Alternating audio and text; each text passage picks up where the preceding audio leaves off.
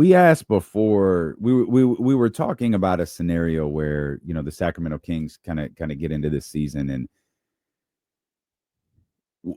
how long would it take for them to break? How difficult would it be to break them? Mm-hmm. And we have landed on this.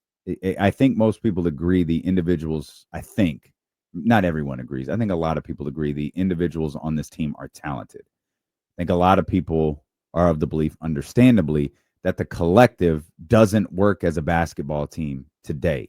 You need to take a piece here and turn it into a piece that works on a different part of the floor.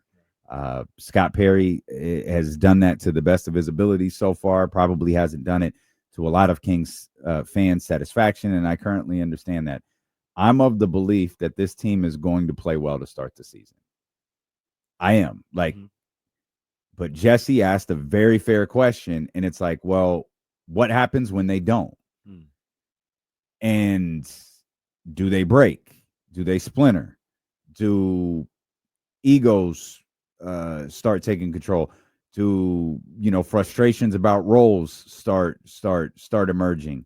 And I told you I do not have any fear with DeMar DeRozan leading this team. Your leader doesn't have to be your best player. Your leader doesn't have to be one of them ones that we always talk about. Right. But DeMar is a pro's pro. He's a future Hall of Famer. He has one of the best reputations in the league. He is going to play hard every single night. I think the same is true for Keon Ellis. I think the same is true for a guy like Keegan Murray as well. I think those guys are going to play hard every single night. Zach LaVine, I just don't know about. And that's not shady. That's not questioning it. I'm not man, I don't know about that Zach LaVine. No, what I'm saying is I don't know. Right. Like, I do not know how. Have a feel for him. I don't know how he's going to respond in a situation like this. I felt for him last year because, of the situation he was in with the trade, and things that were going on in his personal life, which were well documented, the pregnancy, and then maybe some things that weren't as well documented that we learned about later, and all that he was kind of going through in that stretch. It's like, man, this is all I really just felt for Zach in that moment. Like, this has just got to be such a brutal situation as a man, as a husband, as a father. This has just got to be difficult. But I never questioned whether he was playing hard. You know what I mean? Like, I wondered if he was playing well, but not if he was trying, not if he was like engaged. Like, I didn't wonder that. And to continue the summer of hate, I don't know what to expect from Domantas Sabonis. Domas is like I'll add in Mark too, but like Domas is still here. I don't want to say leftover because it's a harsh word, but just leftover from a failed regime. Yeah, like it was supposed to be him and Fox, and now we're moving on to this new group. Malik Monk has had his name in trade rumors and all that. Now he's just kind of lingering around still. We like talking about Keegan and Neek and Keon and all of these guys who we think can rise up. It's going to be really difficult looking this man in the face this coming season. I need him to show me something. Well, he's the one that I want to see. Hey, dog, what do you have? He was supposed to be franchised, and then now it's like, are you number 3 on this team right now? Just asking questions. Nah, and I think it's a fair question. And these are the things. James is throwing something across. James Ham here at 3:00, by the way. James just threw a bottle across his bar right now. Hal McRae Jam right now. But James turned over a chair. But here's the deal, and this is the way I think all of us look at it. No disrespect to these guys at all, but are we having discussions and saying Keon Ellis needs to step his game up? Are we having discussions saying Keegan Murray needs to rise to the occasion? Are we sitting up here saying, well, I want to see Keegan rise to the occasion, but I think I know what you mean. Yeah, I don't even think we're not even looking at Zach LaVine and saying, Zach LaVine, step your game up and step your leadership abilities up. We're talking about Domantas Sabonis because he's supposed to be that guy. Yeah. If he wants to blend in, and I'm not saying this, he's worried about this. I'm mostly talking to people trying to fit out. Oh, never mind. Go ahead. I'm mostly talking about the people who are like, oh, you guys are turning on Domas. Yeah. Look, if he wants to say, I don't want this responsibility and just blend in and not be a leader, he can do that. That's fine. But I'm also not going to look at him as a franchise guy. I mean, I won't personally, because that's not my franchise guy. A lot of the times is all encompassing. He is the leader or one of the leaders. He is a guy that looks to lift and elevate his teammates. He is a guy that looks to lift and elevate his own game in certain situations. And if Domas doesn't want to do that or anything else like that, that's understandable too. We'll be in search of that type of guy. I'll go back to what we talked about. I think it was yesterday with the insiders or sometime earlier this week during the handoff. And it's the last thing you saw isn't as good or as bad as you remember. In our case, it's bad. Mm-hmm. That playing game was bad. And it was arguably from multiple different perspectives, Domas's worst. And it, as Bonte Hill would say, it lives rent-free. It's just there. Every time we talk about, every single time we talk about Domantas Sabonis, the image that runs through my head is him throwing his hands up. And in the context of that game, he wasn't throwing his hands up because he was frustrated with an official. He was throwing his hands up because he was frustrated with this basketball team. And I don't know who you are getting through to when you throw your hands up. Yeah. I get frustrated with you too all the time. It's taken me a long time to learn throwing my hands up isn't going to get through to anybody. Domas, you can't, from one person to another who has made this mistake, throwing your hands up is not getting through to your teammates. That body language is not going to work if you're supposed to be the guy. And we can pick apart his game, and we could pick apart the things that he did wrong in that moment. We could pick apart the things that he did wrong in that playing game. We could pick apart the things that he did wrong all off season. First and foremost, bro, I need you to correct that.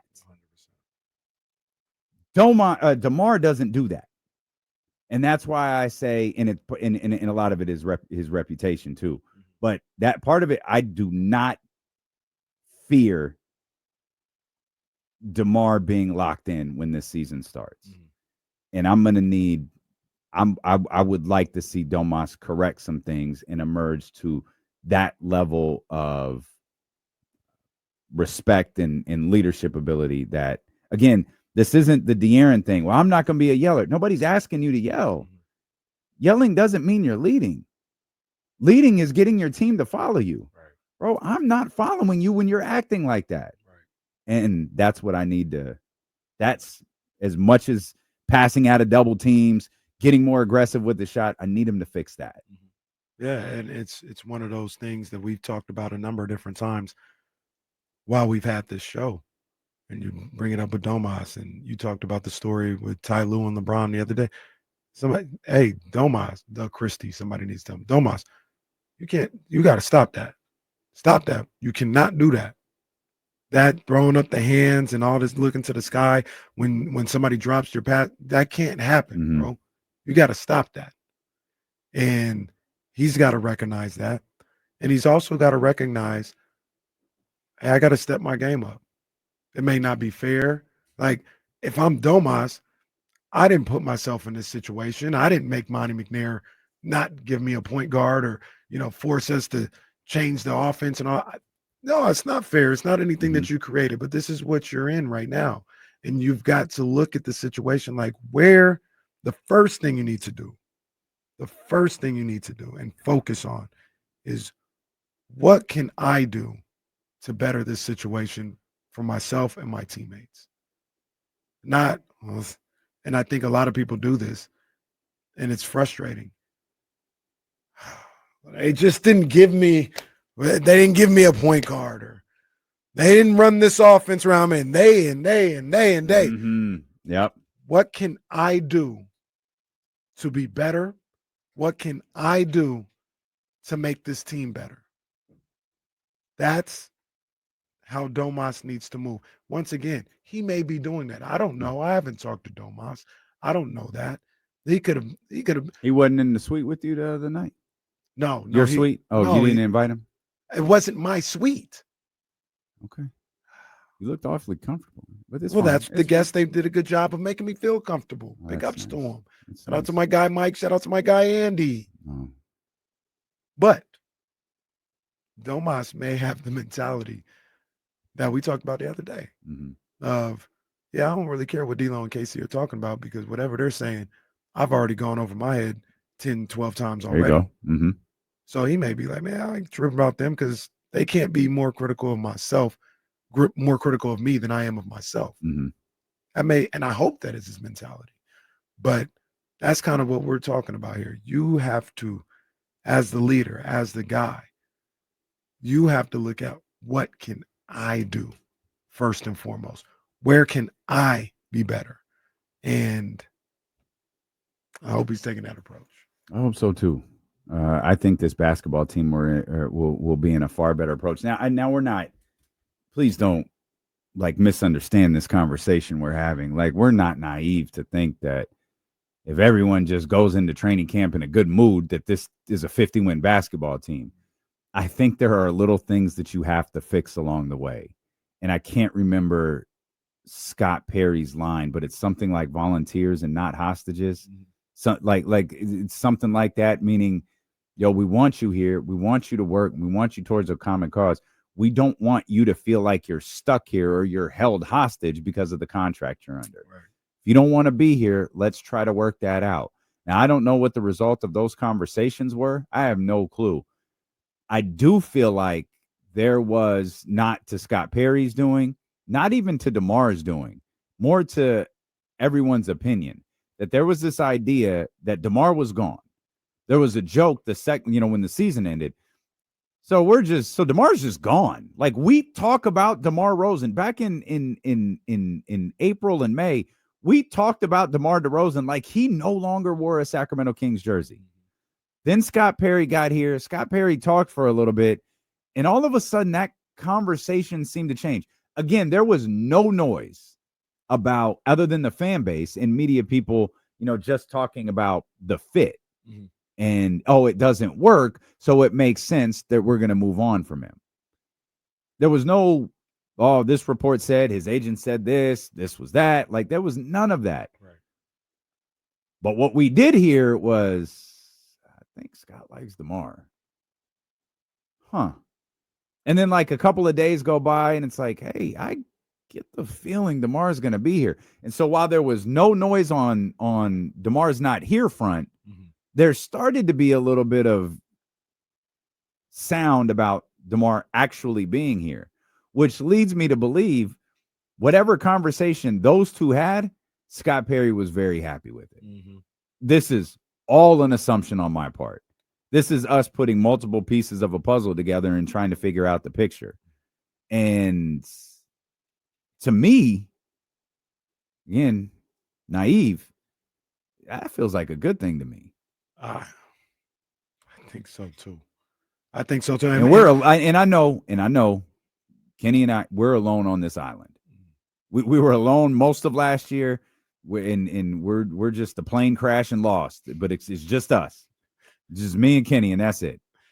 We're trying to find the others. The thing that I think makes us feel like it's a good thing is the level of trust we have in Scott Perry. Or I won't speak for you. Level of trust I have in Scott Perry. If Scott is assessing this situation and he looks at DeMar DeRozan and was able to convince DeMar DeRozan, and I'll even throw Doug Christie in there as well, Scott and Doug Christie. I trust both of those guys in the way they approach team building, the way they approach the game of basketball. If they had a conversation with DeMar DeRozan and one felt like he would be good for the plans that they have for this franchise, and number two, we're able to convince DeMar that they have a plan, it's good that he at least considers being a part of it, and let him go out and think about what he wants to do. I trust that process with those individuals. And we have fun with it. I'm not trying to kick his back in, but like I wouldn't have the same type of trust if Monty came to this conclusion. For sure. I'd be like, that doesn't mean he'd be wrong. It's just like, I don't know about your decision making or how you look at team building.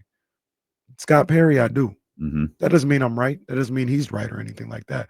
But I think we've chosen to, hey, I'm going to give this guy an opportunity. I trust his basketball acumen. And he's a winning basketball player. Mhm. He might not have won on the level in which you personally prefer, but DeMar is a winner. yes, And it's fun. Like you have a lot more. I don't know if evidence is the right word to criticize Zach LaVine. Mhm. And I think a winning basketball player is kind of a silly term. People they will throw make that the around argument a that lot. Trae Young isn't a winning basketball player. And that's fine, because if he's not, neither is De'Aaron Fox. Neither is DeMarcus Cousins. We throw that term around when the team doesn't win. But I don't hear those types of things about De'Aaron Fox. Right. I don't think I've really heard that about DeMarcus Cousins. What I've heard is DeMarcus Cousins doesn't win, but I didn't really hear him being classified as a non-winning he's not a winning basketball player. Like we just like to pick and choose when we don't like a particular player's game, and you have a kid, a young man like Trae Young, who's averaging 28 and 12, and you go, well, why don't you like Trae Young? He's not a winner. I don't know. Atlanta was ass, and they have one of the worst front offices in the league, but maybe that had something to do with it. But I'm not labeling that to DeMar. I'm not giving DeMar DeRozan that label. I don't like that label on any player because, truthfully, I don't understand it. I don't know when you use it, but it's usually, Zach LaVine puts up stats, but he doesn't win. All right, I guess that's all his fault. I don't know. I agree with you. And we always talk about like circumstances being so important to a player in any sporting situation, like the organization you go to, or injuries, or the roster, and all this other stuff. I don't know how one player can get labeled as not a winning player um, with so many different variables that go on. DeMar DeRozan has won in this league, won games, been on a winning team. Did they win a championship? No, but that is not what we're now classifying as a winning player as a championship, because then you got to call a bunch of people not winning players in that respect. Same thing with like a Zach LaVine and just anybody. When you talk about that, when you say he's not a winning player, point to a team that these people have been on that should have been good, but they weren't good because this player was here. And I think that's a little bit more nuanced than people want to do, like to work for. I do understand. Yeah, it's too difficult. It's easy to just repeat what Kendrick Perkins said on ESPN. Simple as that. I do think there are players that like are bad for a locker room or bad for chemistry of a team just by their demeanor, their attitude, and all this other stuff. So those things exist and those players exist, but I wouldn't look at a player that didn't make the playoffs the last 3 years and be like, "Oh, he's not a winning player." That's just not fair without going into the context of the situation. And DeMar, I don't think he fits that case at all. Like you can maybe convince me on Zach LaVine, just because he doesn't have a lot of playoff experience and all this other stuff, but not DeMar DeRozan. Yeah, not him. And like you said, if you want to use, we did this when the trade happened. De'Aaron Fox's resume looks very similar to Zach LaVine's. Very, very similar. From their production to games played and missed to playoff appearances, all-star appearances, all this other stuff. But one is looked at, I don't even know if they call him a winner, but they don't look at him as a problem. The other one is a guy that you can't win with. I choose to look at both of them and be like, hey, these are two good ball players. Maybe they get in the right situation and things can change. De'Aaron is a winning basketball player. And we're going to, maybe if people didn't believe that before, we're going to learn that now. Like, circumstances matter. Let me ask a question, because we're talking about DeMar a lot because of the, he's a, in my mind at least, he's a very high level player. He's obviously very, very well respected, but he's a very high level player. Not you, because I don't feel like I have to ask you this question. So I'm going to ask everybody else. Do you consider Dennis Schroeder a winning basketball player? I wouldn't say. You looking for an answer now or no? Absolutely. Yeah, I wouldn't say. Yeah, no, I wouldn't. Dennis Schroeder has played in Jeez. 74 playoff games. He's. See, I wouldn't call. Dennis Schroeder is absolutely a winning I'll basketball go, player. I'll go a step further, and people may or may not like this or think that it factors in. They're not going to like anything we say that's even remotely positive. He's the engine for what's been going on the last 8 years in Germany's basketball team. Oh, sure. He's the end. He's Franz Wagner, the Wagners. They're doing a great job too. But Schroeder is the one. I won't fight you on that, but as far as like with this, if he's, I wouldn't consider him a losing basketball player either. It's just, to me, it's like Dennis Schroeder's. This is gonna sound harsh, but like he's like just a guy, I guess.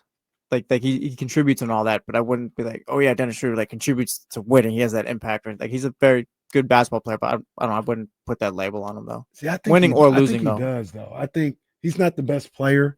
He's not necessarily the reason why, but the things he brings to the table, the grittiness of his game, his skill level, I think bringing that into a locker room and bringing that out on the floor, I think affects winning. Well, it depends who would like Dennis, because like in a spot with LA with the Lakers, like that worked. But as I saw him in Boston, that didn't work. So it's all like a lot of it depends on what you surround him with. Where it's like I can't call him a Golden State either. Yeah, like it depends. I it can't worked in label him a Detroit. winning basketball player. There's a lot of circumstances around him, I guess. Yeah, and that's the other thing. Like, that's the point, though. Like, circumstances are involved everywhere. Golden State hasn't worked for too many people outside those guys that have won rings.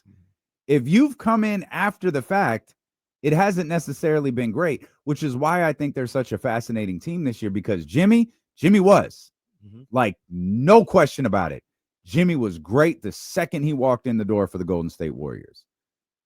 But the question I asked all offseason, was that adrenaline or was that real?